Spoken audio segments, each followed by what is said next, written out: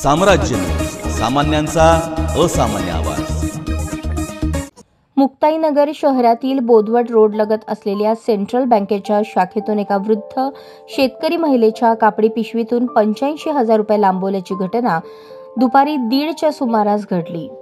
मुक्ताईनगर तालुक्यातील 62 वर्षीय शेतकरी महिला बेबाबाई प्रभाकर काळे यांनी त्यांच्या शेतातील तूर एका व्यापाऱ्याला विकली। त्या मोबदल्यात मिळालेले 85,000 रुपये मुक्ताईनगर येथील सेंट्रल बँकेत जमा करण्यासाठी त्या व त्यांचा मुलगा सुधाकर दोघेही आले होते। वृद्ध शेतकरी महिला बँकेत पैसे जमा करण्यासाठी एका हिरव्या रंगाच्या कापडी पिशवीत रक्कम घेऊन रांगेत उभ्या होत्या। ज्यावेळेस बँकेत रक्कम भरण्याची वेळ आली तेव्हा त्या महिलेने पिशवीत पाहिले असता पिशवी खालून कापून त्यातून पैसे लंपास केल्याचे आढळून आले।